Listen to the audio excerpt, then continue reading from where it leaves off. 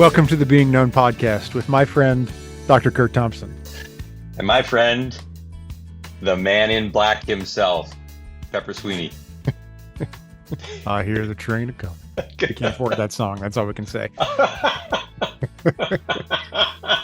How are you, Curt? Dude, Johnny Cash has to be one of our artistic offerings at some point. Oh my gosh. Do you know I have a picture? Did I ever show you that picture of me and Johnny Cash? I never showed you that. I'll have to send it to you. Are you serious? Yeah. Yeah. So I robbed a stagecoach that he and June Carter were in. Are you serious? Yes. Listen and up, I worked folks. with him. Like this is not. He wasn't acting. Like he really did. Like Pepper, dude. Like you look great for being like 137 years old. Yeah. Robbing a stagecoach in 1873. I worked with him for like a week on what was the name of the show? Dr. Quinn, Medicine Woman, if you remember. Oh yeah. With the British actress. Yes. That famous British actress. Pronouns are the first thing to go, Curt. So he was great. I mean, I just loved, being with him. And I remember one time we were sitting in a couple of directors' chairs next to each other, and they called for first team. And we both had stuntmen, and all the scene was like me running across the field or something. And I jump up and he grabs me by the arm and he says, "Sit down, Pep." He says, "That man over there, he needs a job too." So the stuntmen like frolic through the meadow and I'm sitting there watching.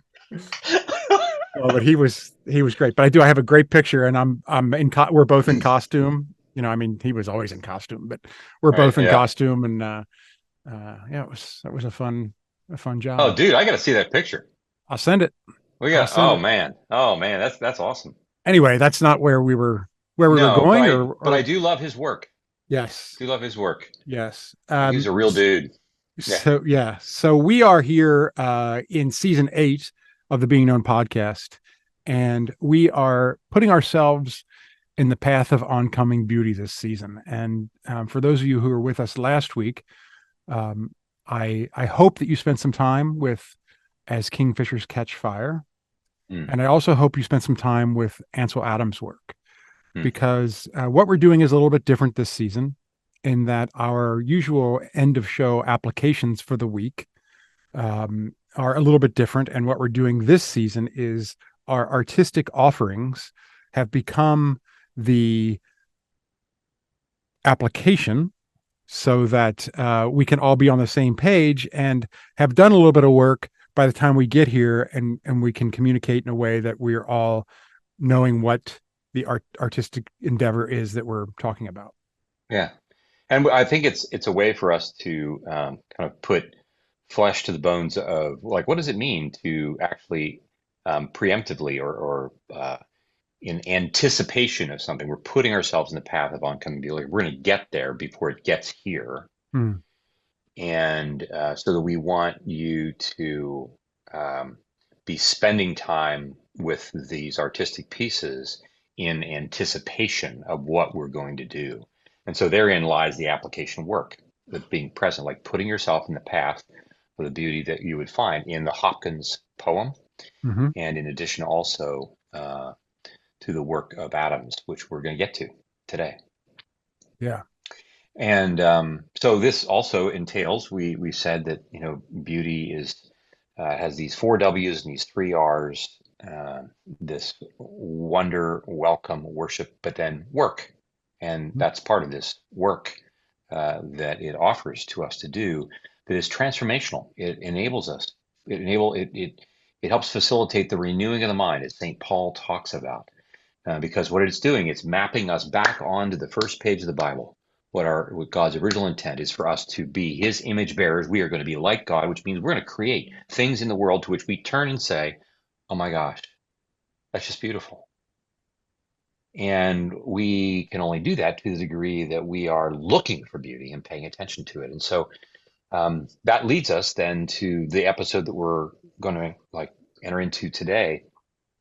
We said last week that one part of the format of this season includes our use of the domains of integration. Each episode is going to include that and appeal to one of those. And we're going to walk through them systematically. And that for today is the domain of consciousness. And for those of you who have been with us for some time, you're familiar with this. Again, you can go back to season 2 and look at these different domains, listen to our episodes on these different domains. But the domain of consciousness, we would say, is where we as humans begin. We come into the world, and there is that little newborn, and she or he, we like to say, right, is looking for someone, looking for her, looking for someone, looking for him, and that never stops. And they are also, though, really pretty underdeveloped and immature yet in their awareness of their awareness. Like, we can see that they're aware. They're trying to find us with their disconjugate gaze, their eyes kind of going all over the place. And they need us to lock eyes with them to get their eyes as an opportunity for them to look at us. And I would say, like, it's important to know that this is what beauty is trying to do. Beauty is trying to lock our gaze onto it. But it does so without twisting our arm. It's not violent in that regard. But it does then invite us to be curious about these 3 words that we like to talk about when it comes to consciousness, which are we awake? Are we awake in the world? Am I awake not just to the things that are outside my skin, but am I awake to the things that are inside my soul? Am I awake to that? Am I alert to it? Because I can wake up like I was this morning. Dude, like I woke up this morning. I was awake, I was done sleeping, but man, I don't know if I slept well because I was not completely alert yet. And then let alone moving from being alert to being attuned. Being attuned not just to the thing that I am training my attention on, but am I also attuned to my own experience and response and reactions to the thing that I'm attuning to? Am I attuned to not just the thing outside my skin, but am I attuned to the relationship between me and that which I'm turning my attention? And this happens in relationships, but this also, as we'll eventually get to when we'll talk about, like we had before, about my experience with Mark Rothko and like what it was like to be in the room where I felt like I was being seen by a painting, which is a little weird. Yeah. We'll get there. Are we awake? Are we alert? And are we attuned? And as you're listening to us right now, that's a question for us. And where are you turning your attention? Even right now in this podcast, where is your attention drifting? Are you worried about your job? Are you worried about your marriage? Are you thinking about that trip you're gonna, take out west that you've been looking forward to for such a long time? Like where are we turning our attention? And for us to encounter beauty, it means that we must first be curious about whether or not we're awake, alert, and attuned. And then this gets to the primary neurobiological feature of my consciousness. Like I am conscious, like I'm aware that I'm aware. Yeah. But to what degree? Yes. No. Just go Yeah. ahead. No, dude, like you got something to say. No, Yes, you do. I Yes, do you not. do. I don't. Yes, you do. Okay. Continue. Go on. No. Continue. Okay. How well are we paying attention to what we're paying attention to? That's been something And now, that's one of the things I learned from you very, very early on. And honestly, it's been very helpful. And so many like to start the day paying attention to what I'm paying attention to. Mm-hmm. Try it. You'll be surprised. And also you will likely start drawing attention to things that you should be drawing your attention to things that you should be drawing your attention to. Yeah. And I think I also become pretty quickly aware of how my attention is drawn to things in such a way that I'm not just like, oh, I see the candle over there in my office as we're recording. It's not just I'm drawing. I start to tell a story about that candle, right? So I draw attention to all kinds of things. But that attention then quickly leads to telling a story about it. And one of the things that beauty is doing is it's not just in the world, just happening to be there. Like it has a purpose of wanting to help us tell our truer story, right? That notion, and as you know, from the poem, right, that we just experienced last week in the episode, this sense that we each have this true role to play in the world, that we were made to be ourselves. Like, okay, so dude, that pebble falling into the well. Right. Oh my gosh. From as kingfishers catch fire. Right. Right. Like something as inert as a Hmm. pebble. But Hopkins senses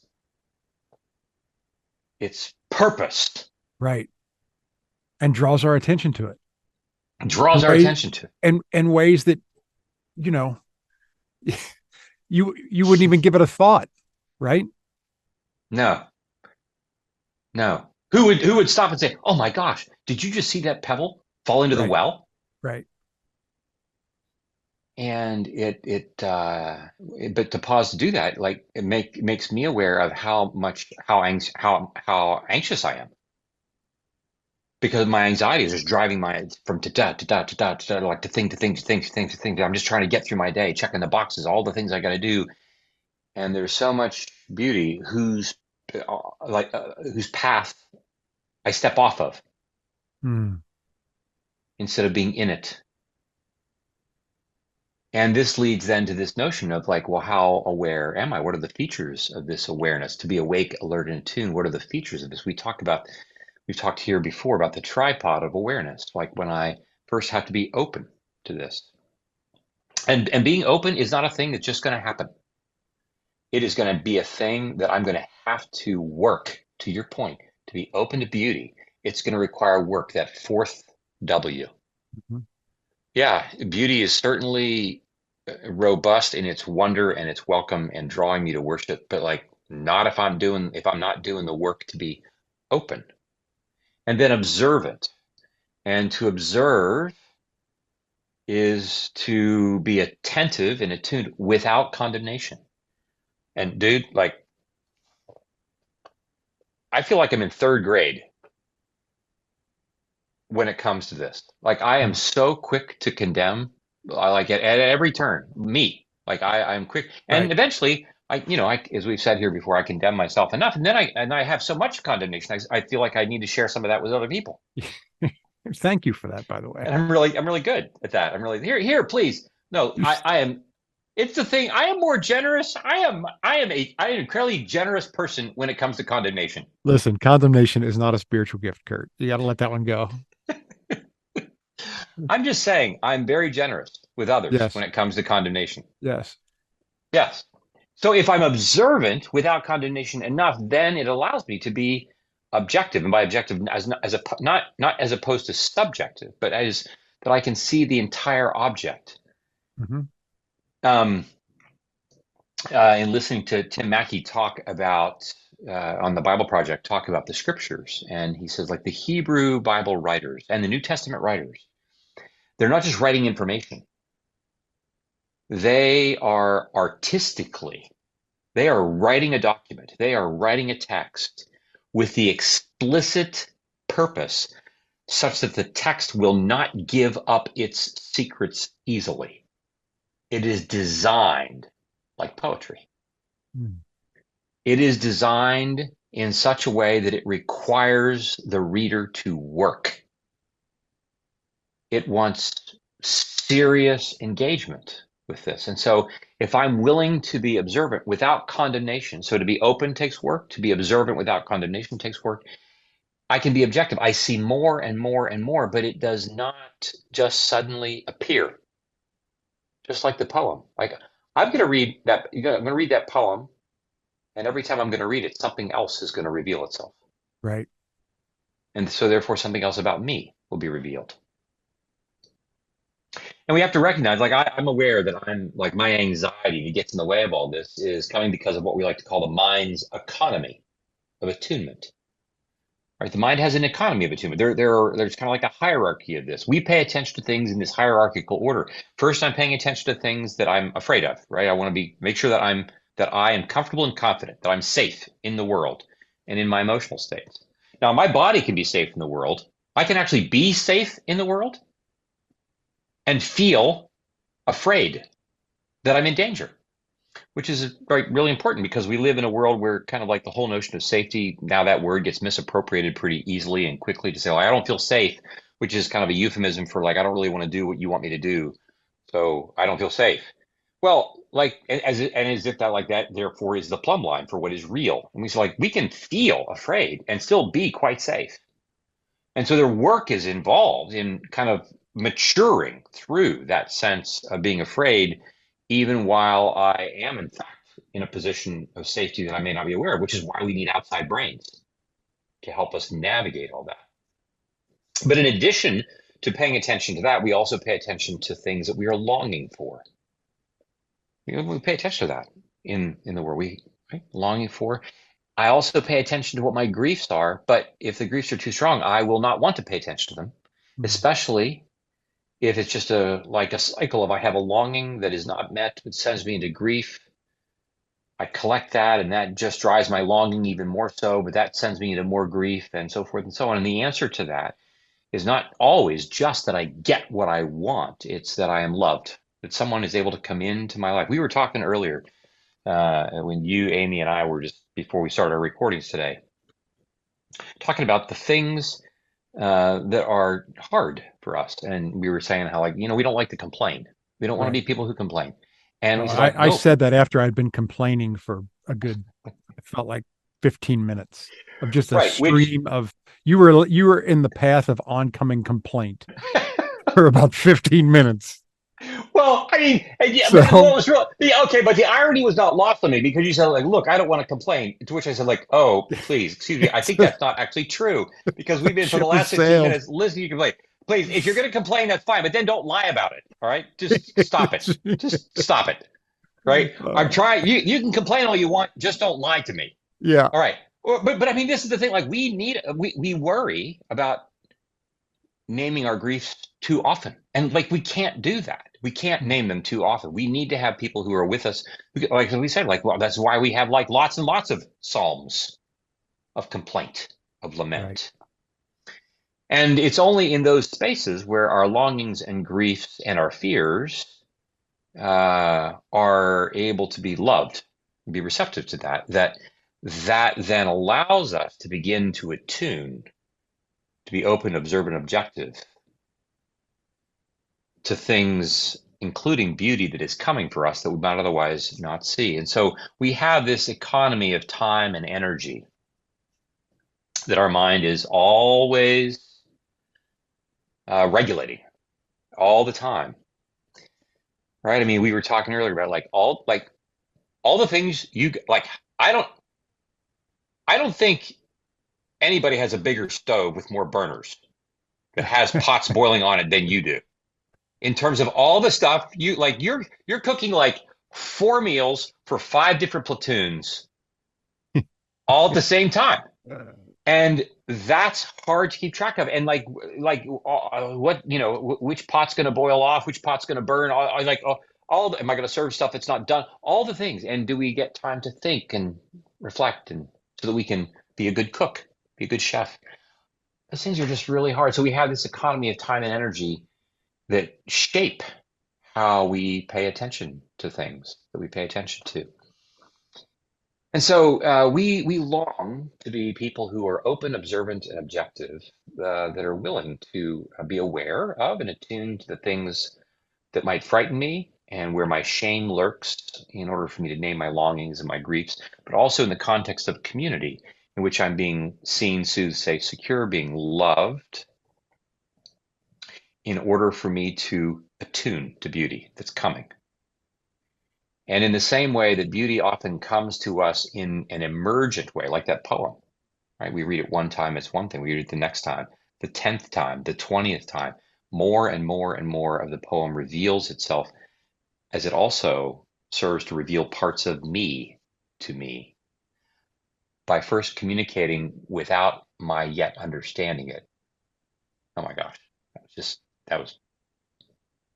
that's like a 50-cent comment right there. That's it. Drop the mic. No, dude. Yeah. And beauty is this force that God has put in the world that is intention to transform us. And so doing, we continually have a renewed vision of the beauty that we are encountering. So it transforms me so that I can see more of the beauty. I sit with the poem, I sit with Ansel Adams' work, and it changes me. And my being in a changed place makes it possible for me to even see more that I didn't see before.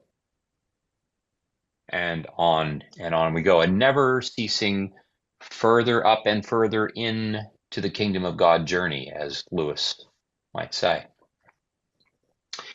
And so we really want to recognize that if we are going to put ourselves, if we're going to be in the path of oncoming beauty, we first have to be attuned to its presence. Yeah. And we say that first we sense and then we make sense of what we sense, but we have to sense things first. I have to attune to it. And with that, we come to the work of Ansel Adams. Yes. Ansel Adams. As I told you last week, I was first exposed to his work through my dad. My dad, as a hobbyist photographer, a lot of landscape photography he took as well. And when I first saw it, just was really taken aback by the beauty of Ansel Adams photography. A little bit of background on him. He was born in San Francisco in 1902. The interesting thing is he was born to his grandfather was a very wealthy man that had been in the timber business, and I guess through the Depression or somehow all the money was lost. His parents, when he was about 6 years old, they were pretty broke. His aunt came and lived with him, and when he taught himself how to play music and read music at 12 years old, and he had planned on being and worked as a concert pianist. After he taught himself how to play music and read music, he then started taking lessons and was a pretty accomplished pianist. He has composed some music, by the way, and so fascinating. So just, I think that mind that that was both art, that he was very strong in the arts, but also that technical aspect of writing music and the piano and all of that, really lent himself to be the kind of man that could take the kind of photography that he ended up taking and giving to the world. And so much of his work is so beautiful, not only because of what he did in the moment, but what he did in the darkroom. He would do things in the darkroom that others hadn't before him, where you'll see, two of the works that we talked about last week and asked people to look at. The first one being the monolith, which was the first one of his photographs that really caught fire in the world. It was shot in 1927, and it is a beautiful photograph of Half Dome in Yosemite. But look at how black that sky is in the background. It's amazing. That's the darkroom. That's making it so contrasting, so that then that every single line and crevice in that rock face that you can see, and the way it's lit and everything, and so crystal clear and beautiful.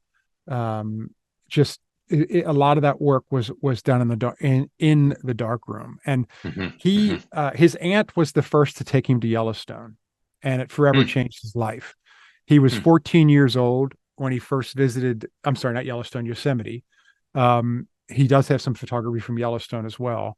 There's a beautiful one of Old Faithful that he has, but he took his little Kodak with him when he was 14 years old, and took a bunch of pictures, and it just never left him.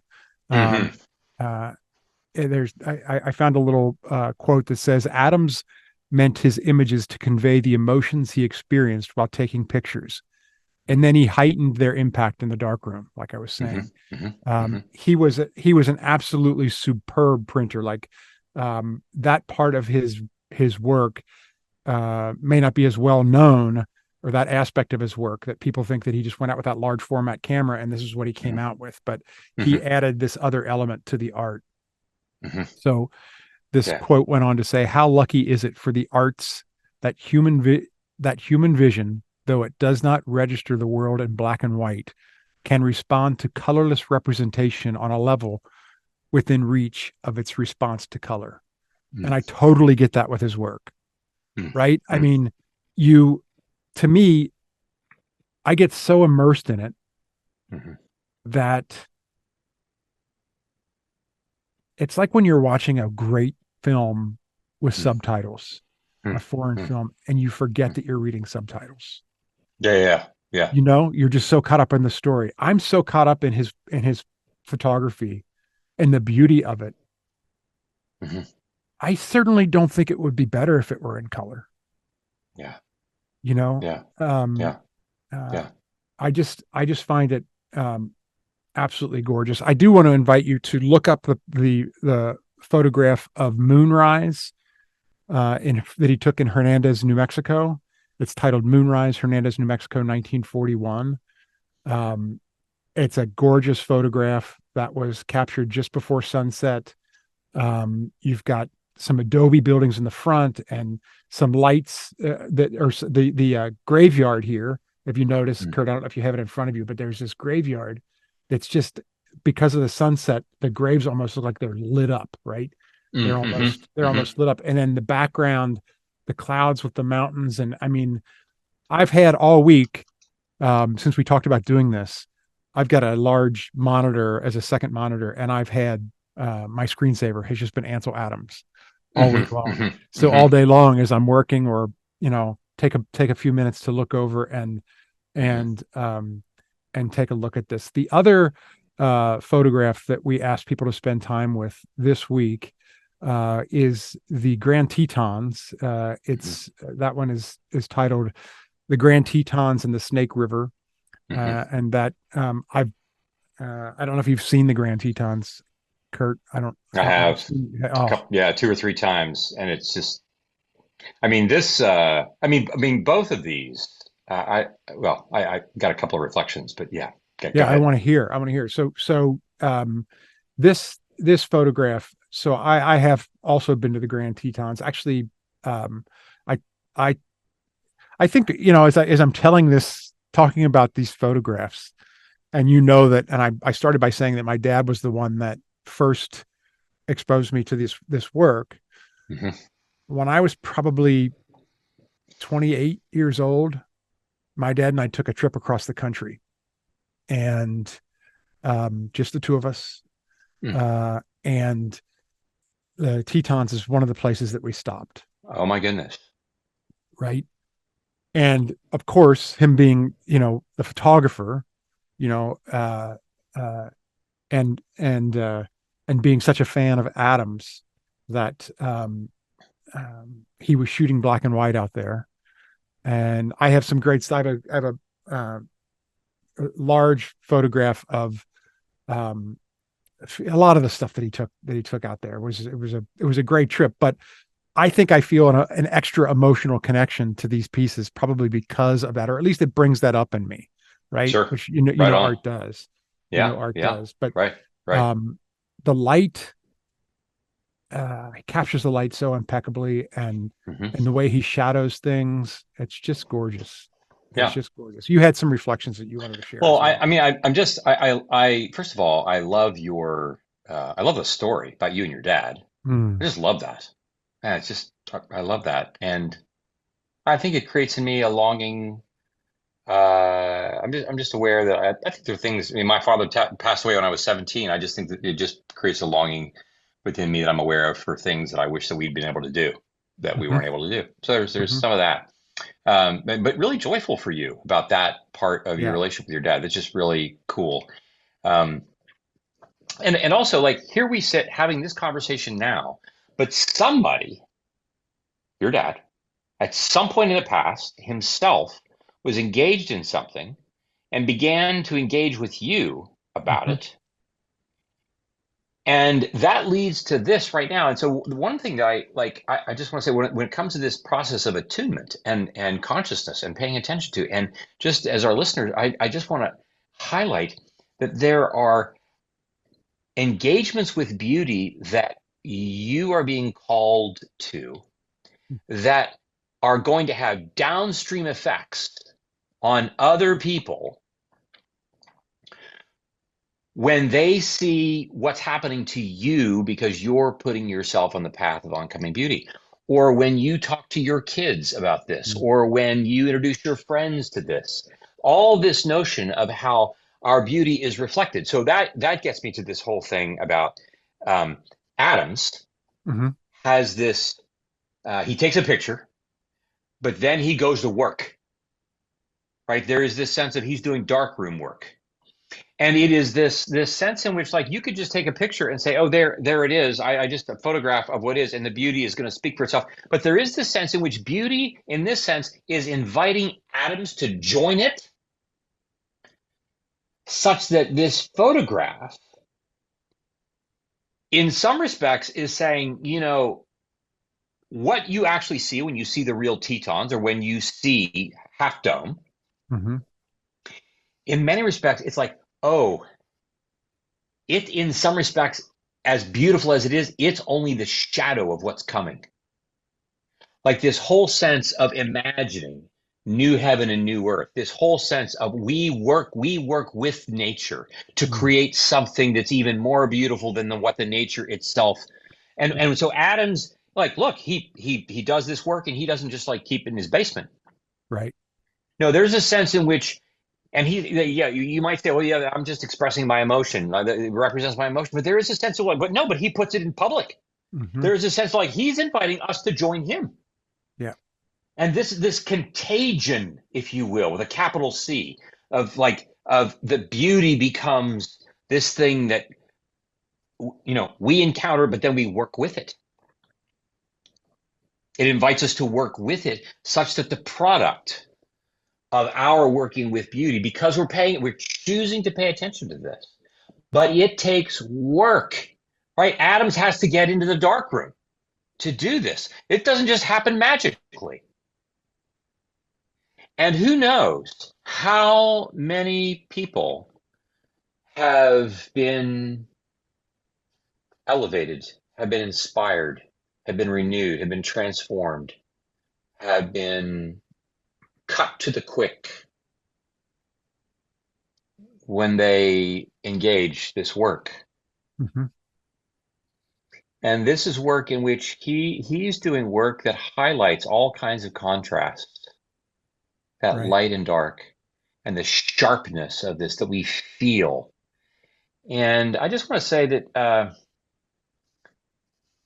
it's an example, I think, of how often we can see our lives as just being rather bland, Mm. rather average. And even the parts of our lives that we think are really pretty cool, we don't necessarily see them the way somebody else does. And the beauty, again, the beauty of who we are and who we are becoming necessarily becomes that as a direct function of somebody else seeing it and getting with us into the dark room. Yeah. And it all begins with awareness, right? At some level, something about that landscape Right. caught his attention. And he started to pay attention to it in a way that was remarkable. Yeah. Yeah. Yeah. Many of us don't get the opportunity to go to a place like uh, Yosemite. Hmm. And his photography has opened a window to a world that a lot of people may not ever get a chance to go to. Yeah. Um, Great. Thankfully, I have had the opportunity to be there when I Hmm. was living out in California. And in our post-show conversation with Amy, you're going to learn something about her experience in Yosemite, particularly with that relates to some of the subjects that Ansel Adams photographed. Yeah. Curt, thanks for today. Um, this has been great. For our application for next week, Hmm. um, this week, I would like to invite you to dig into the work of Frank Lloyd Wright, Hmm. the architect. Hmm. Um, the He designed some of the most iconic homes and buildings in this country. Um, of course, there's Falling Waters, which is on my bucket list. I have got to get there. Hmm. Um, but we're going to talk about architecture a bit next week, and particularly Frank Lloyd Wright. So spend some time, Google some of his most famous architecture, his most famous buildings and homes, and spend some time in it. And we'll explore it some more next week. Yeah, right on. Right. Right on. All right. Thanks, Curt. Yep.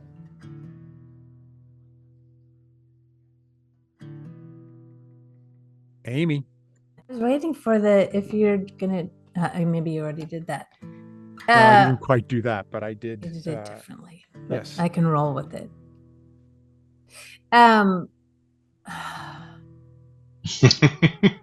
Okay. I love that right there.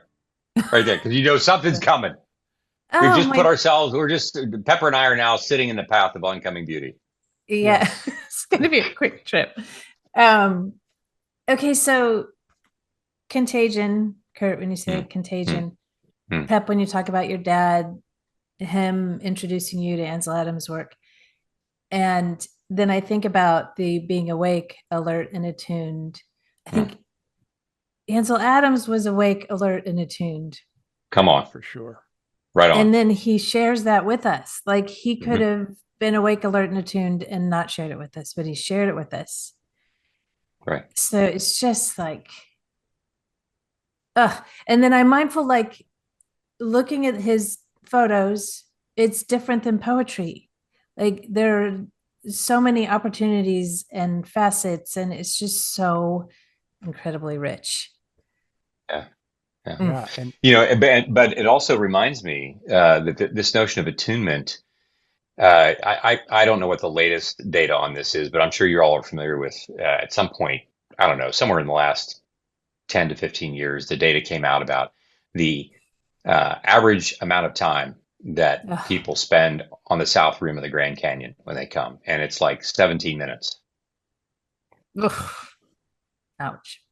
I mean, the average amount of time, right? So it might be a little more than that, but like how like you come, like how could you leave? Like it just like it's right.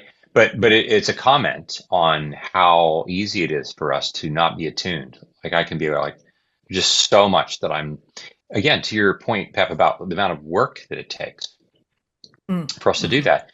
And but also that sense of if I'm willing to stay with something long enough, that it becomes transformational. And then like you said, Amy, like I think about the vulnerability that happens in our confessional communities, or the vulnerability that happens with the three of us.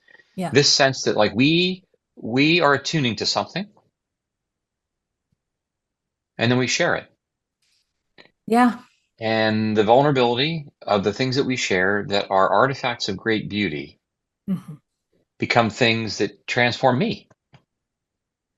And have me wanting to pay attention to things, right? That whole notion, like you said, Pep, that like Adam's work, like inspired an entire generation to want to go to these places. Yeah. And I think that in a lot of respects is what we do as followers of Jesus, right? We're paying attention to the things he's inviting. He's like, here, look at these photographs that I've taken of you, that I've taken of you, that I see when I look at you. And we're like, oh, wow, someone else is seeing something that I don't see.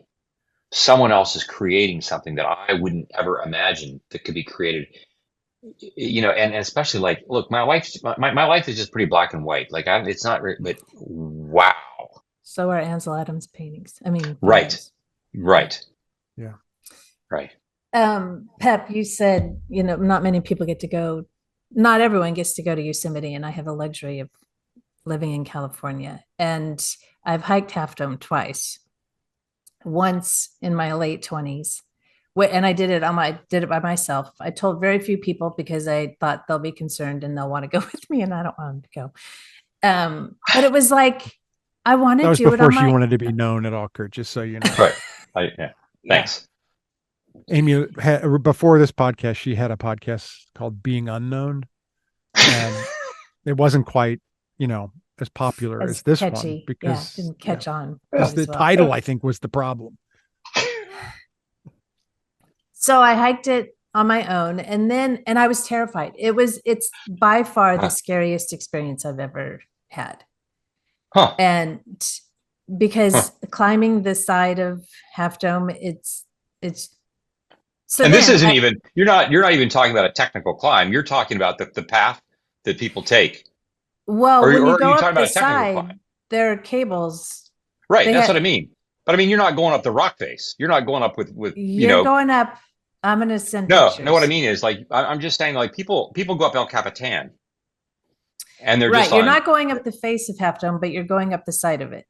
Right. I'm just saying like, it's not even a technical climb and it is not easy. I'm just how frightening it can be. Just to affirm that. Yeah. Yes. Yeah. Yeah. And so then a friend of mine wanted to hike it. So in my late 40s, I said, okay, well, we'll hike it. And she had zero fear. And I'm like, this is fascinating to me, we'll talk about this. But just so then when I see a photo of Half Dome, which I want to have one in my home, like when I see it immediately, I have courage, I have confidence, it's a different encounter with art. Right. That's cool. Yeah. No, I really appreciate that. And this whole sense that, and we're going to get to some of that about what this means about our encounter, like how we move from what we're paying attention to, how that gets translated and transferred into our embodied experience of things, which is part of why we're inviting people to look at Frank Lloyd Wright's work, because it's architectural, it's substantive, it's not just a painting or a photograph. It is a thing that you walk into, it is a thing you could. But all that to say is that we see how that kind of artistic beauty creates that felt sense of courage, which is a beautiful thing. Yep. One of the things that Adams developed, I don't remember the name of it, but it's a certain way of developing film that allowed for previously unattainable different shades of black and gray, right? And so when you look at his photographs, I think one of the reasons why like if you look at some of his photographs that earlier photographs that don't look like they spent as much time in the darkroom, they're not as compelling to me. They're like a sepia tone sort of, but when you see the stuff where he was developing these skills and that work that he did in the darkroom, what came out of that, that is so much more compelling because there's different shades of black and gray. And Well, again, I mean, we're not trying to just overly, we're not just like looking for ways to make metaphor out of everything, but there is a sense in which, we have an encounter with his work as it stands, with his photographs. But that required him to do a ton of work that in and of itself, while it's happening, is not very sexy. Right. It doesn't feel all that compelling in the work in the darkroom. And I think about the work in our souls that often doesn't feel like work that we really want to do. And like nobody's in the darkroom with him saying like, oh my gosh, that was just amazing. that you just right. did. That just was amazing. Right. And or when we see these, like you can imagine that, when people might be curious about, well, how did you do that? They're curious, but like, who's going to stand with him and say, oh gosh, I knew the painting's brilliant, but I just want to tell you, like, holy cow, it just feels how much work you put into this. That's what's impressive to me. And the whole sense of how significant it is that when, beauty it's not just magical. Like it's just there. Like it takes a ton of work. And so therefore, even for us and myself, where I become so impatient with the work within my own soul that somehow, like, why am I not the Ansel? Why am I not monolith right now? Right. And so, recognizing that we're practicing being in the darkroom. Mm-hmm. And every now and then we bring out these canvases. We bring out the poem. It's often said, the best poets write the most poetry because most of what they write, they don't like and will never read because it's not nearly as good. But part of what enables as kingfishers catch fire to come into fruition is because he's writing so many other things as well. Right. He's in the darkroom. Yeah, for sure. Well, thank you so much, you So guys. good. I want to end this with one rather lighthearted situation. Yes. And that Do it. is, Curt, when you asked me what I was going to say, Yes. Jane Seymour. Yes.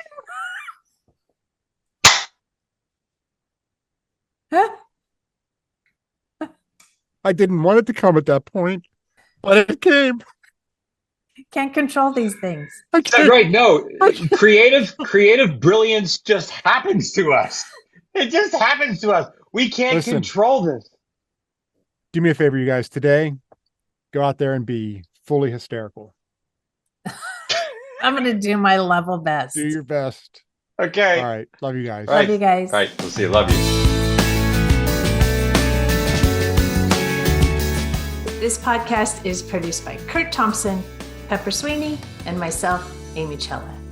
Audio production and editing is by Keaton Simons. Video production and editing is done by Mark Gould. If you'd like to connect with us, you can find us on social media at BeingKnownPod. If you like this podcast, tell a friend.